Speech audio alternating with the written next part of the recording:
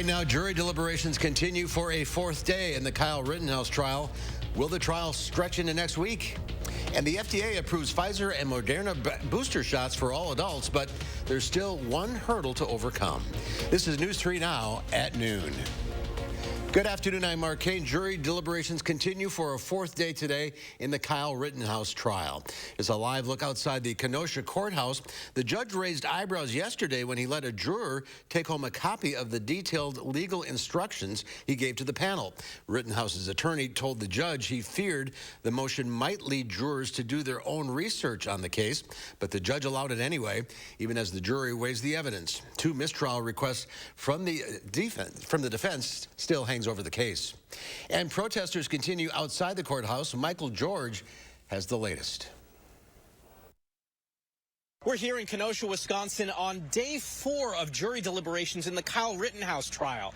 The jury's been deliberating for more than 20 hours at this point, and we've heard very little from them. One of the few questions they've asked the judge is to review some of the videos that were taken on the night of that incident last year when Kyle Rittenhouse shot 3 people, killing 2.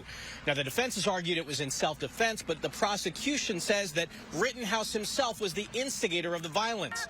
Now, throughout the deliberations, there have been small groups of protesters here, some in support of Kyle Rittenhouse, some pushing for his conviction. We asked some of the protesters what they think about the length of the jury deliberation. We didn't want it rushed. We didn't want it hurried. We didn't want facts and video and evidence to be ignored. This jury has shown a tremendous amount of due diligence in their duty to make sure that we get a right and just verdict. I appreciate them working hard to find out the correct answers and solutions. The balance and the weight of this will carry on 50 to 100 years from here. Are you surprised that they're taking this long? Yeah, I'm surprised. I think it's a bad sign. But regardless of all the speculation, it seems the only people who know which way this case will go are the 7 women and 5 men in the jury deliberation room. Michael George, CBS News, Kenosha, Wisconsin. Time now for the weather. Let's head to the Weather Center. Meteorologist Dana Fulton has a look at your certified most accurate forecast. A little chilly out there this morning. It is. It's a little chilly outside right now, a little cloudy still for us. We do have some pockets of sunshine trying to come through, but overall, variably cloudy skies for this afternoon. 34 currently in Madison, and temperatures might climb up just a few more degrees, but it is going to stay a little chilly. Doppler track's nice and quiet for our Friday. Of course, yesterday we had some snow flurries swirling around. That won't be the case for this afternoon. We'll stay nice and dry. Temperatures trending in the mid to upper 30s throughout southern Wisconsin. Everyone's sitting in a pretty similar spot because of that cloudy sky overhead with dew points close to 20. So it certainly is very dry air in place. Our breeze is coming from the south. That's going to help things warm up just a little bit more as we look ahead to the afternoon. A few more degrees higher for tomorrow. Again, high temperatures in the upper 40s for your Saturday. Not too bad for tomorrow afternoon. Our breeze, again, staying a little calmer also for Saturday and for the weekend. Now, as we look ahead to next week, Mark, of course, Thanksgiving right around the corner. I think temperatures are going to trend a little cooler for us next week, but we'll look at that in just a bit. Good news for the Badger game tomorrow. It will be good news, yes. All right, 2:30 kickoff. Thank you, Dana. The Dane County Medical Examiner has identified the 24-year-old man who was killed earlier this week. Police say Eric Ranson of Madison was shot in his home on Home Avenue around 12:30 Wednesday morning. He later died at the hospital. Officers identified and located a person of interest and later arrested that person on unrelated charges. A Madison man faces charges after a 4-year-old shot himself in the foot. He was in court for a bond hearing today. Devon Johnson was arrested last year after he brought a backpack with a loaded handgun inside an apartment. The 4-year-old boy later shot himself with the gun. Today, the court ordered Johnson to use a third party or the boy's mother to communicate with the boy for visitation purposes only. Johnson will be back in court for another hearing in December. SSM Health is partnering with area schools to host COVID vaccine clinics for kids ages 5 through 11. Families stopped by Glenn Stevens today to get their children vaccinated. The district expects to distribute over 300 vaccines today and tomorrow. The Glenn Stevens Clinic is done for the day, but you can stop by Aldo Leopold or Thoreau Elementary Schools tomorrow to get the vaccine. For more information for clinic times, visit channel3000.com. All U.S. adults are now one step closer to becoming eligible for COVID booster shots. The FDA has approved the Pfizer and Moderna shots, but there's still one hurdle. Skylar Henry has the details. The FDA gave emergency use authorization Friday morning to both Pfizer and Moderna COVID-19 vaccine booster shots to all Americans 18 and older, giving U.S. adults the choice of which vaccine to get. We're pretty comfortable seeing these vaccines mixed if necessary. In a statement, the agency said additional data from real-world use enabled the FDA to reassess the benefits and risks of boosters for all adults. The CDC must still weigh in before a third dose is given the green light. An advisory panel takes up the new recommendations in a meeting this afternoon.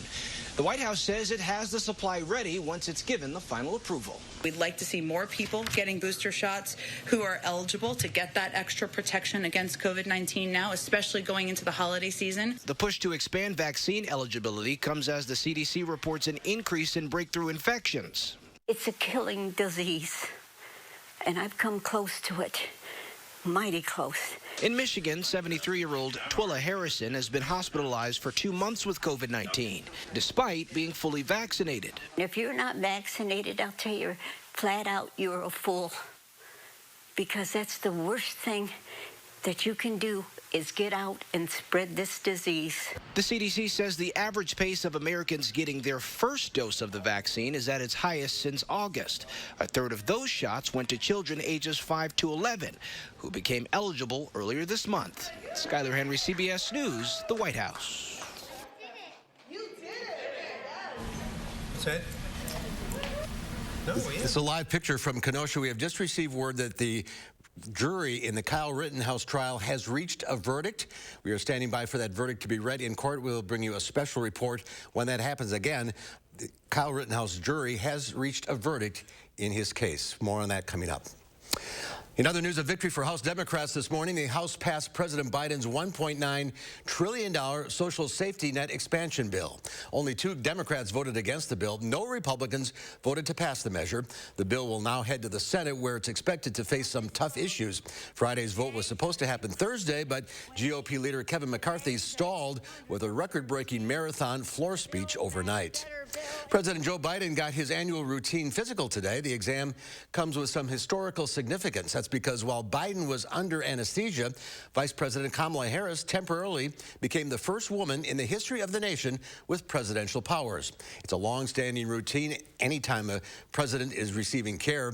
Biden's last health update was in November of 2020 when he fractured his foot playing with his dog before he was sworn in.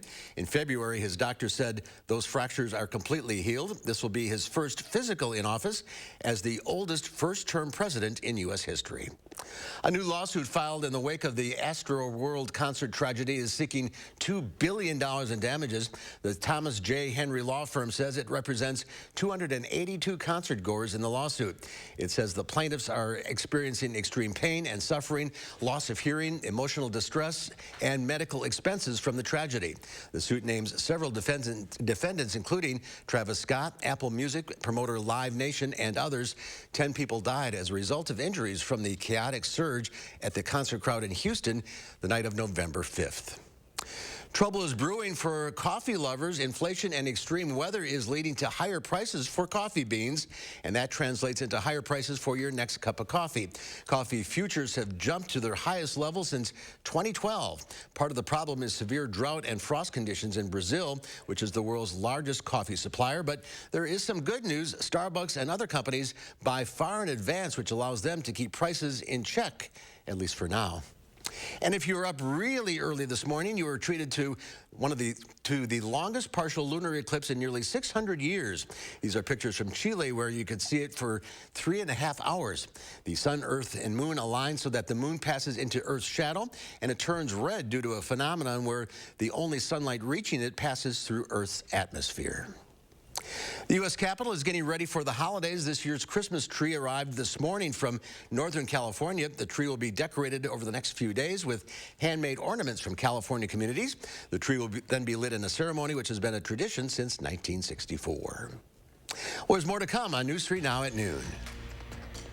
Boosters for all. The leading vaccine makers get a green light, and no romance without finance. Who's hiding the secret stash? I'm Diane King Hall at the New York Stock Exchange. Of those stories and more in your CBS Money Watch report.